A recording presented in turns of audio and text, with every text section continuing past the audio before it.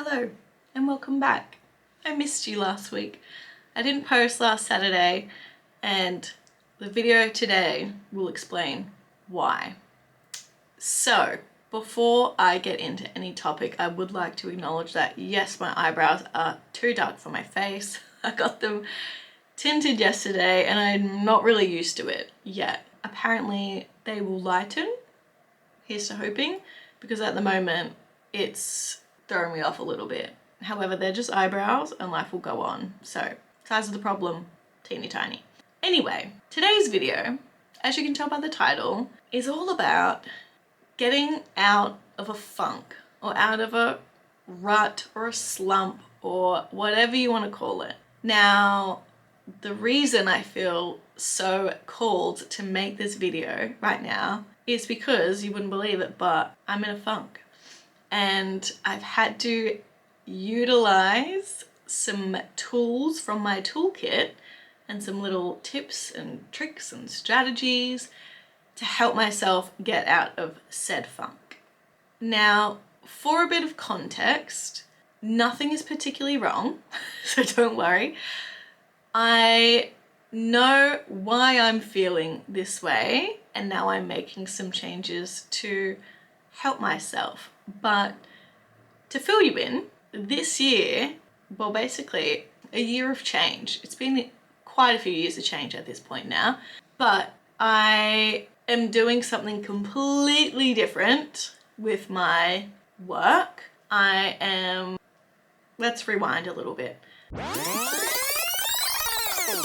I'm a qualified primary school teacher and I've worked the past however many years as a primary school teacher. Last year, I went part-time at work, and that was because I started studying again. I'm doing my master's just online in well-being and positive mental health in education, which I'm really passionate about and I really enjoy it, and no regrets there. I've learnt a lot and I actually weirdly love jumping online and doing my uni stuff. And while I was part-time studying last year, I was the teacher librarian at the school, which was a really cool job. Love being a librarian. That was a fun time. This year, I am relief teaching. So no longer the librarian, no longer have set hours per se. It's every week is very different, depends what work and what calls I get. So I'm relief teaching. I'm also a certified mindset coach, so I coach my own clients weekday afternoons and evenings. I have started a business, which is Tieshtalks. I am now posting, well, it was weekly, consistently weekly, on Saturday mornings at 9 a.m. Posting more on my Instagram, posting more reels and things. So between being a coach, a business owner, posting more and doing content as best as I can, being a teacher and being a student, I'm slightly overwhelmed, and I was heading for a road of burnout, a destination burnout, and I'm not interested in going there. So that's why I have been feeling in a funk, in a rut, because I'm not living in a way that suits me and serves me. All things I want to be doing. It's just navigating this new situation, I guess, and finding balance with what works for me. And I know I'm a person that operates best when I slow down a bit. I don't like to have too many things on my plate, and it does cause me to feel quite overwhelmed at points. And then I put a lot of pressure on myself, extra pressure, unnecessary pressure, to be able to do it all perfectly and have it done yesterday. And that's just not the case. So that's where I'm at. I've made some changes already, and I'm going to talk to you through how do I know when I'm in a funk or heading down that road, and what do I do to get out of it? How do I help myself? And let's just jump right in. How do I know when I'm in a funk? These things might resonate with you, they might not, but for me, I get a tight knot in my stomach. It's like I'm constantly clenching my abs that I don't have. And no matter what I do, I can't really seem to release it or relax enough. I really notice it when I'm driving, actually. Like if I'm driving to work, like to a school to teach, I'll be like, damn, like why can't I just release that kind of like not feeling? I also, speaking of like physical symptoms, will get like a tight jaw, and I'll wake up with like sort of like a sore jaw. So maybe I'm clenching my jaw in my sleep or grinding my teeth or something. I'm not too sure. Another thing I'll do if I'm feeling particularly overwhelmed is, it's really weird. I do this thing where I try and pop my ears, like unblock my ears. I've been to the doctor about a few years ago because I thought I was having some sort of sinus issues, but the doctor did in fact tell me it's psychological, so that's really good. And just to try not to do it. I don't know if doing that is really bad for me. I don't do it when I'm feeling quite relaxed and grounded, but if I am feeling overwhelmed, I will be popping my ears a bit more. So that's something I'll notice. The other big one for me, and this is maybe a little niche, is I will feel the desperate urge to like reorganize, restructure, declutter, deep clean, everything. And I will go to bed mindlessly watching like Kmart organization hacks on YouTube, or like car detailing videos, or like cleaning videos, because it puts my mind at ease. I think what it boils down to is when I do feel in a funk or a rut or just off, I feel quite overwhelmed, and then I try and regain control in my life, and maybe you can relate. And one of the ways which I feel like I have that sense of control is watching other people on YouTube get control of their life. Sometimes it, sparks some inspiration, and I did just reorganize my pantry, which I am loving, so slay. But I will literally be, in any spare second that I have, I'll be like on the Kmart or Target app looking up like storage tubs. Like, it's wild. Someone needs to take my phone off me. So that's a big one. That's probably the most obvious thing, even like for Dan to realize if I'm feeling a little off or overwhelmed, is like I'm like incessantly cleaning or tidying or feeling the need to like get everything in order, and I want like tubs and I want labels and they all have to be the same. Those things don't bother me when I'm doing really well. I do like an organized space. I feel like, having a clean environment really helps my mindset and for me to feel relaxed. But when I'm watching car detailing videos and like house organization videos, that's when I'm going through it. In saying that, I feel as well like if I'm in a funk or in a rut or whatever, I'm overstimulated quite easily.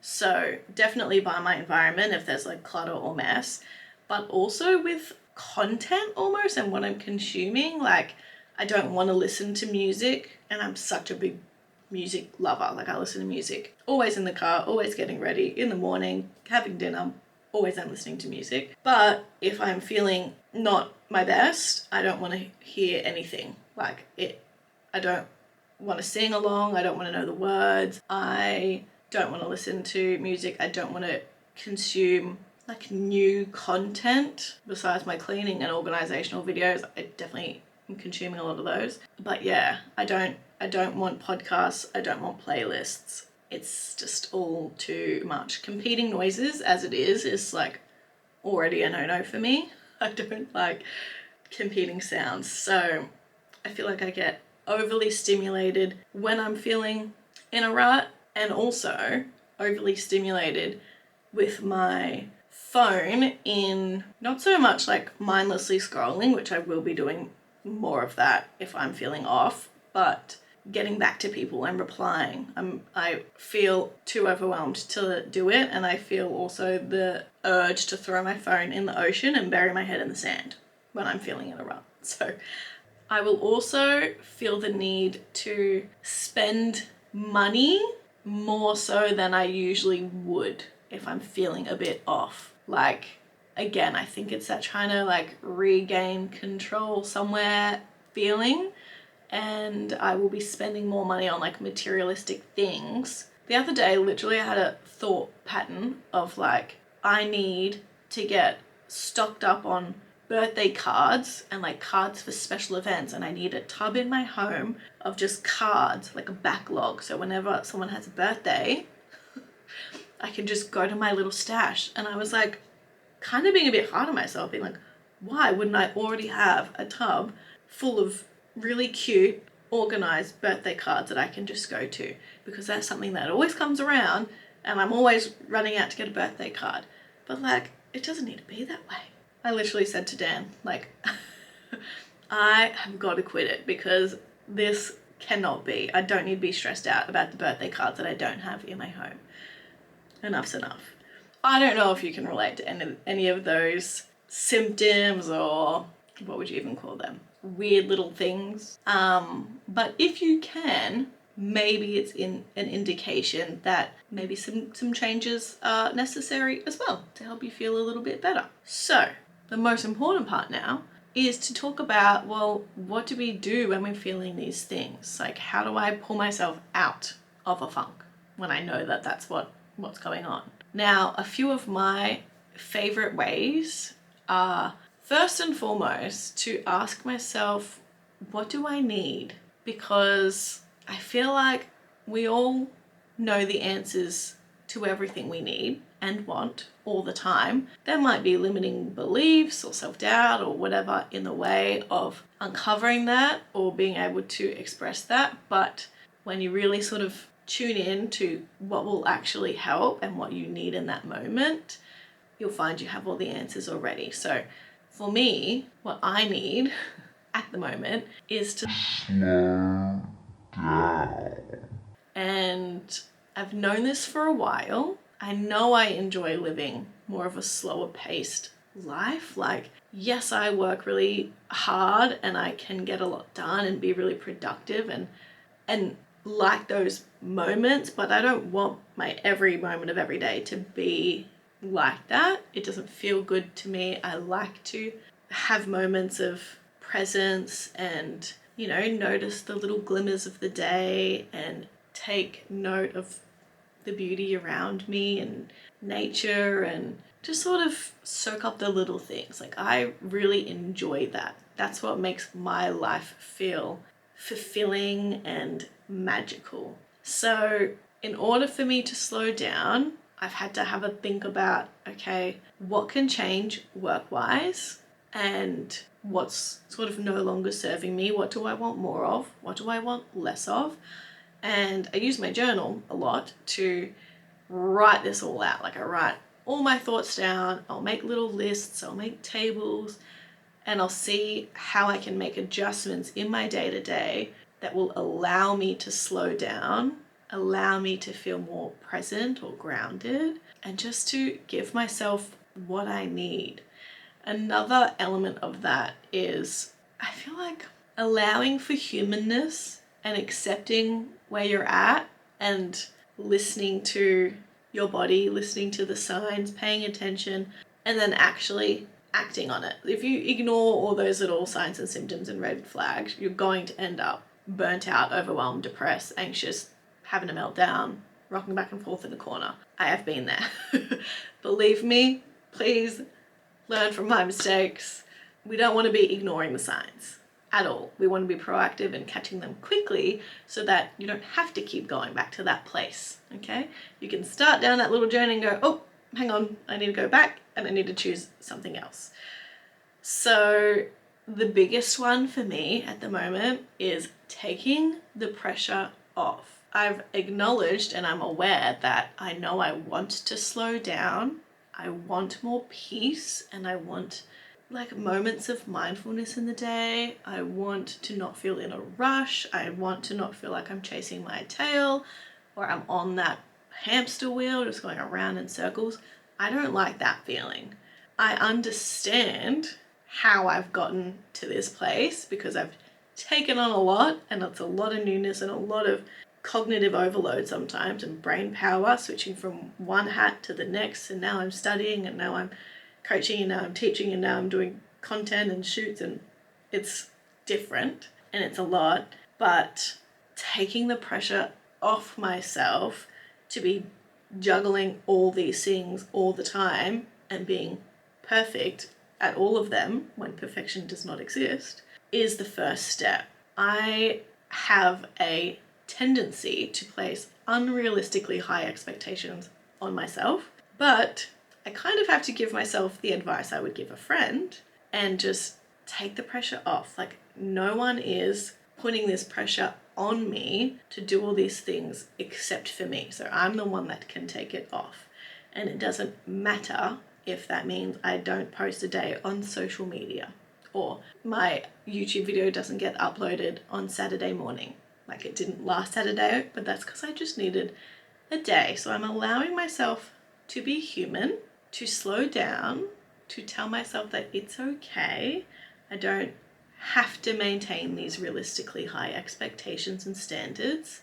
In fact, I think it's probably, hopefully, more beneficial to just be real and open and honest and authentic. And I'd rather show up in a video and be like, hey guys, here's really where I'm at the moment. I'm got a lot going on. I'm intentionally trying to slow things down. There won't be a video next week or something. I would rather do that than to just like power through and be like, I can do it all. Because what then am I telling and teaching everyone else? Do you know what I mean? Like, I don't like feeling like a hypocrite, and I don't like not walking the walk and talking the talk. Like, if I'm preaching something, you better believe I am practicing it. So take the pressure off. I'm talking to myself here too. Take the pressure off. You are human. It's okay. No one is perfect. The world won't end if you don't upload a YouTube video or post every day or your caption's not perfect. Life will go on. I had all these grand plans for the month of May. I feel like that's what led to a lot of pressure as well. I was going to do this mindful May, lol, at just how counterproductive that was. Mindful May, where I did a live every Sunday on a different mindfulness topic. I was going to use what I've learned in my masters because this topic I'm doing at the moment is mindfulness and the inner world of teaching and learning. And I've learned a lot about mindfulness in the classroom and for students and for teachers. And all of my content was going to be like mindful themed, and I wanted people to feel really like grounded and almost like I wanted my content to feel like an exhale, if that makes sense. That did not go to plan. But it's just not where I'm at. I have to honor the season that I'm in, listen to myself when I know I need and want to slow down. And that's not to say I can't make more mindful content down the track. There's always next May. Or I could do, maybe I'm feeling on top of my shit in June or July and I could do just chill June. Like, who knows? Life will be fine. So things don't go to plan. It's much more peaceful to just accept what is, listen to yourself and your needs, fill your own cup. And I feel like in doing that, you almost build self-trust with yourself to know that, hey, when things go a little wonky and pear-shaped, I know I've always got my own back, and I know I'll intervene and I'll step in and I'll look after us, kind of thing, rather than I'll ignore everything and then I'm going to end up, you know, in despair, in a pit that I'm trying to claw my way out of. I feel like those little pivots are really important when you notice that things are feeling slightly off. So in saying all that, how do I help myself when I'm feeling this way? Well, number one is when I go for my walk in the morning, I'm not listening to any music, any podcast. I don't even bring my AirPods. I really try and listen to just the sounds around me. I feel like it's good to, I don't know, just have less distraction sometimes, especially if you're trying to, you know, be a bit more mindful and present. So I like to do my morning beach walk, listening to nothing, trying to tune in to the, you know, the sounds of the ocean or the birds, taking in my surroundings. If I can notice the little things and the beauty in the little things as well, that seems to really help me feel a little bit better too, whether it's a butterfly flying past or the birds or the clouds or it's a really blue sky day. Like, one of my top character strengths is appreciation of love and beauty. So intentionally going on walks without distraction so that I can appreciate and take in the nature and the beauty around me helps a lot. On that note, also love walking on the way home from my beach walk with my feet in the water, like along the sand with my feet in the water. Helps to really ground me as well. And I used to be a person that would have my shoes on all the time, no matter what. And now I quite like to just walk around barefoot. I feel like it helps. I don't know. There's a lot of things to be said for getting your feet on the earth and grounding. I haven't looked too much into it. All I can tell you is from my own experience, I really enjoy it, and I do find it helps to ground me. Another one of my favorite ways to get out of a funk or sort of ground myself and practice a bit of mindfulness is to tune into my senses. So yes, I can do that on my morning walk without my technology, but I also love to use scents. Like I really like the Mask Co sprays on Instagram. I have them all around my house, in my work bag, everywhere. And if I'm feeling particularly overwhelmed, I will spray the spray and have a really deep breath to, well, smell it, duh, but like in doing that, I feel like that sort of anchors you into the present moment as well. Because not only are you breathing deeply, but you're smelling a beautiful scent and taking notice of, like tuning into your sense of smell at that time and being more mindful. And then you might ask yourself, all right, well, what's one beautiful thing I see right now? Well, what's one thing I can hear right now? Just to like regroup. You don't have to spray a scent. You could just like tune into your senses from wherever you are. That's just a fun little one for me to do. I also like using those sprays to almost set the intention of what hat I'm wearing that day, if that makes sense. So I have like a specific work scent. So if I'm doing relief in a classroom, I will spray that scent, and it helps my brain know that I am teaching today. Or I have a different scent for when I'm coaching in this space. I have a different scent for my home. I have a different scent for my car.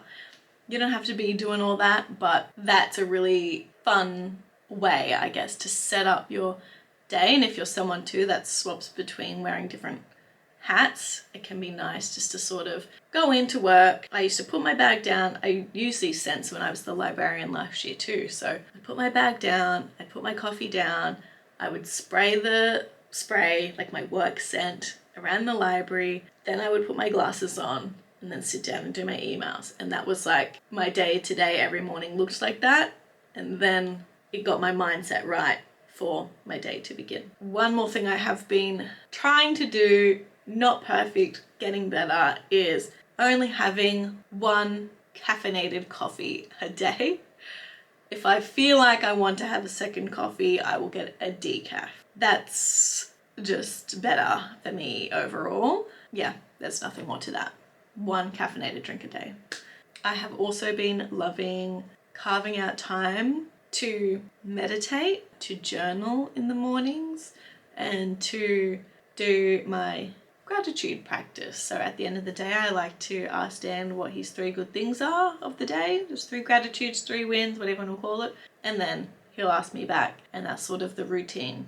Sometimes we forget to do it. Some days I don't meditate, some days I don't journal, but I feel like they're the things that often are the first to go when you really need them. And so I'm trying to intentionally bring more of that into my day to day. Another great way to get yourself out of a funk or out of a rut is to dance more. I have a little thing called dinner party dance time, and basically all that is when Dan cooks us dinner of a night, my job is to dance. So that sounds a little weird. Anyway, I put a record on and I just dance around, and then I clean up after. No, I don't. I clean up at some point after we've eaten. What else?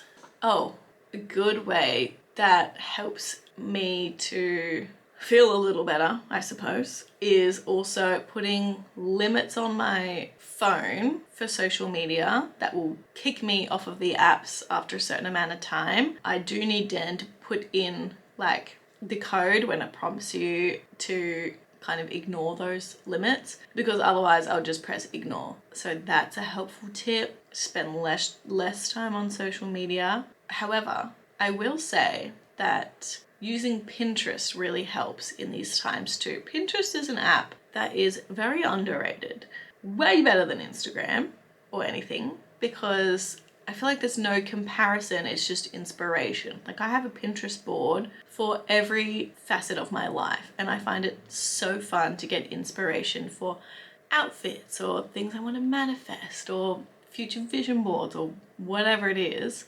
So less time on socials, more time on Pinterest is always helpful too. Now, I know I said before that when I'm feeling particularly overwhelmed or overstimulated, you'll find me binging like cleaning and organizational videos on every social media platform ever. When I'm feeling really overwhelmed, I'm just looking at someone else organize their life. But a way to actually help me feel better is to tidy up and organize my own space so that everything feels clear and it helps my mind.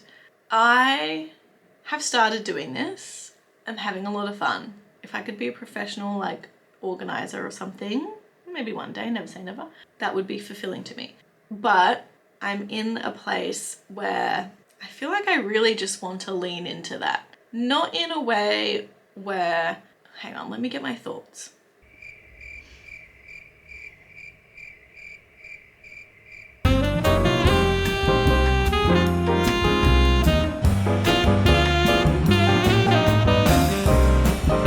Another thing I really like to do to help myself when I'm not feeling my best is to coach myself. So I will literally on my Google Calendar book in a session with Talisha and coach myself for an hour like I would with a client to sort of like realign things in my life and make sure I'm doing things that I love and that I enjoy and that are serving me and that are filling my cup, making sure I have enough me time and little hermit introvert time, saying no to things that I don't want to do, like things that aren't serving me, seeing where I can make adjustments and cut some things out of my life. I will coach myself. So yeah, just because I am a coach doesn't mean I don't need a coach. I think that probably, well, my honest belief is that everyone should have a coach because it's wildly helpful, and I know the impact having coaches and mentors has had on my life in a few short years. But yeah, I feel like some people might think that coaches wouldn't need coaches and like therapists wouldn't need therapists and that sort of thing. But I think it's just everyone is human and no one is perfect and everyone can benefit from having guidance and support. So I will coach myself when I'm feeling a bit funky, wonky. So that's another good tip.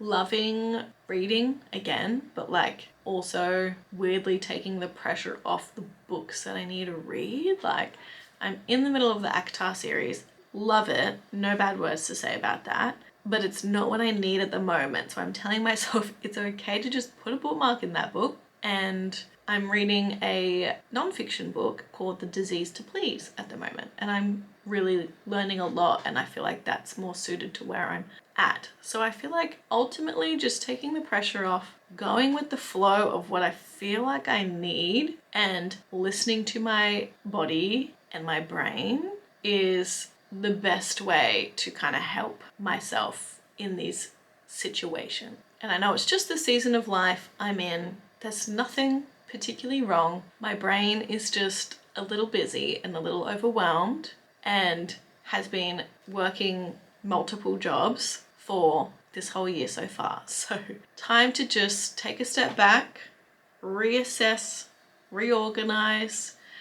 And I know that, next season of life will hopefully look a little slower and more intentional and a bit more mindful. So in saying all that, I feel like the next few YouTube videos may be around like showing you some of these things that I do to get out of a funk or get out of a rut or just help to reset. I'm feeling very much drawn to doing maybe like a house organization video and just like going room by room and like clearing out, getting rid of the old, getting rid of the clutter, getting really organized and like giving my space a fresh feel. So if that's something you would like to see from me rather than me just watching other people on YouTube organize their lives, I think it would actually help me to do it myself and then you can come along with me. I'd also love to do some videos